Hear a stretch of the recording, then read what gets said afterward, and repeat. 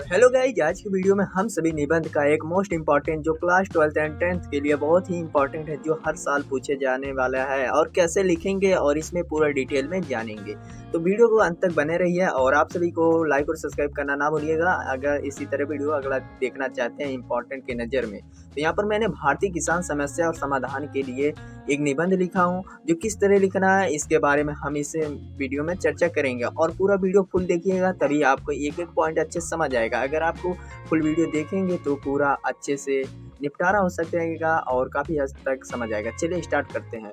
तो यहाँ पर हमको भारतीय किसान समस्या और समाधान सेम इसी तरह हेडिंग लगा देना है और आपको क्या लिखना है रूपरेखा में। जो आप रूपरेखा में लिखना चाहते हैं इसके अंतर्गत पॉइंट नंबर, तो पहला प्रस्तावना हम लिखेंगे, फिर उसके बाद भारतीय किसान की समस्या क्या है, फिर तीसरे नंबर पर समस्या का समाधान और चौथे नंबर पर उपसंहार लिखेंगे। तो यहाँ पर इतना करने के बाद आपको आ जाना है प्रस्तावना। तो फर्स्ट पॉइंट अपना प्रस्तावना था, तो प्रस्तावना में क्या डालना है। तो प्रस्तावना में आपको बता दूं मेन जैसे इसका इंट्रोडक्शन देना है।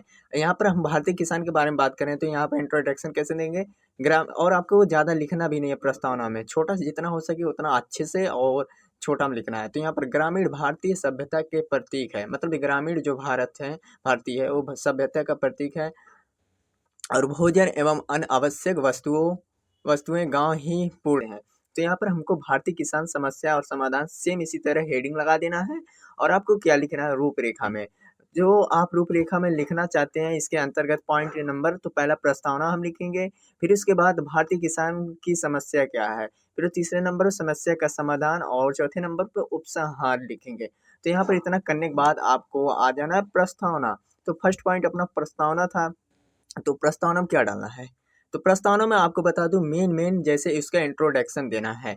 यहाँ पर हम भारतीय किसान के बारे में बात करें तो यहाँ पर इंट्रोडक्शन कैसे देंगे, ग्राम, और आपको वो ज़्यादा लिखना भी नहीं है प्रस्तावना में, छोटा जितना हो सके उतना अच्छे से और छोटा में लिखना है। तो यहाँ पर ग्रामीण भारतीय सभ्यता के प्रतीक है, मतलब ग्रामीण जो भारत है भारतीय है वो सभ्यता का प्रतीक है और भोजन एवं अन्य आवश्यक वस्तुएं गांव ही पूर्ण करता है। और भाई साहब हम लोग को भोजन जो है ये वस्तुएं जो प्रदान करता है गांव ही पूर्ण करता है। भारतीय अर्थव्यवस्था का मूल आधार गांव ही है और यह भी कहता है कि भारतीय जो अर्थव्यवस्था है एक गांव का ही आधार है, मूल आधार है। यदि गांव के विकास होगा तभी देश का विकास होगा। भारत का औद्योगिक स्वरूप भी ग्रामीण किसानों पर ही निर्भर करता है। इतना लिखने के बाद आप प्रस्तावना इतना लिख दे सकते हैं और स्क्रीनशॉट ले सकते हैं। चलिए अपने अब दूसरे पॉइंट पे आते हैं, किसानों की समस्याएं। तो आपको किसानों की समस्या में इस तरह इसके अंतर्गत लिखना है कि पहला तो किसानों की समस्या क्या है, सामाजिक समस्या है। देखिए सामाजिक समस्या में क्या लिखे हैं, गांव में शिक्षा, स्वास्थ्य, मनोरंजन तथा परिवहन के साधनों की उचित व्यवस्था ना हो सकी है, जिसके कारण भारतीय किसानों को अनेक परेशानियों का सामना करना पड़ता है। ओके गाइज, वह साधनों के अभाव में अपने बच्चों के लिए शिक्षा प्रबंध नहीं कर पा रहे हैं, मतलब जब साधन ही नहीं रहेगा उसे अच्छे शिक्षा क्या प्रबंध कर पाएंगे। और उन लोगों अनाज एक राज्य से दूसरे राज्य में मतलब कि कहीं पर भी पहुंचाना बहुत ज़्यादा ही दिक्कत मतलब कि हो सकता है। तो यहाँ पर वह अपने अभाव में अपने बच्चों के लिए शिक्षा सही प्रबंध नहीं कर पाते हैं, जो उनके पिछड़ेपन का बड़ा ही कारण है, बहुत बड़ा कारण है। तो अपने बी पॉइंट पे आते हैं, तो बी पॉइंट क्या है, आर्थिक समस्या।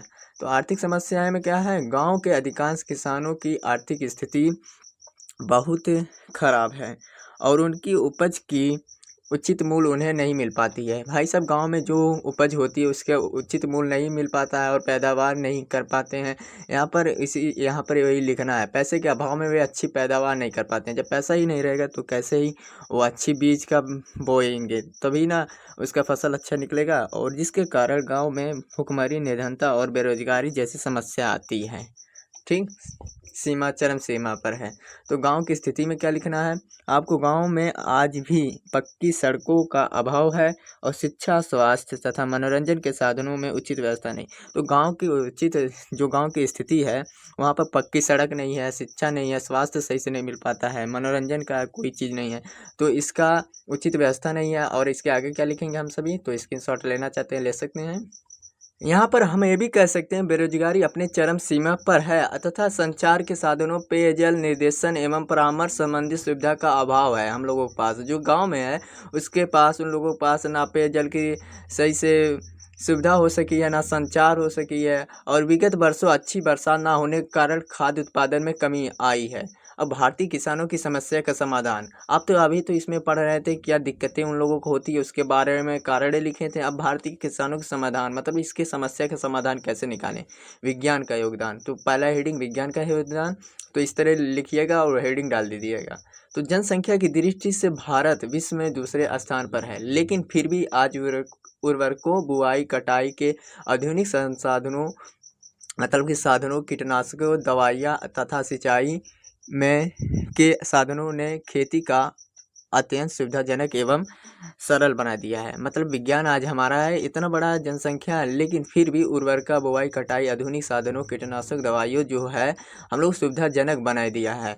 और आप दूसरा क्या, आपको एक मतलब कि होमवर्क है, ये नवीन योजनाएं, ये तो बहुत, ये आप कमेंट में बताइएगा अगर आता है, और इसे आपको होमवर्क है और इसे लिखना है। आप कहीं से छाट के लिख सकते हैं, मैं सी वाला करवा दे रहा हूँ।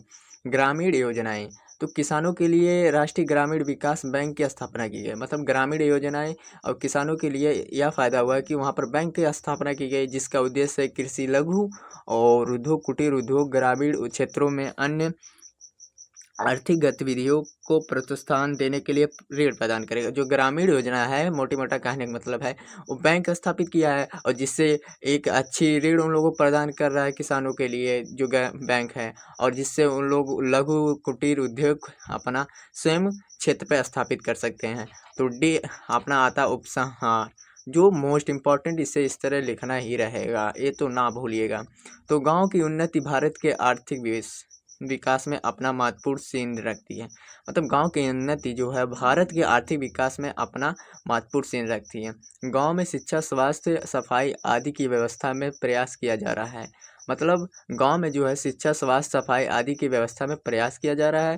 कृषि के लिए अनेक सुविधा जैसे अच्छे बीज, अच्छे खाद, अच्छे उपकरण, अच्छे सुविधाजनक ऋण व्यवस्था आदि देने का भी प्रबंध किया जा रहा है।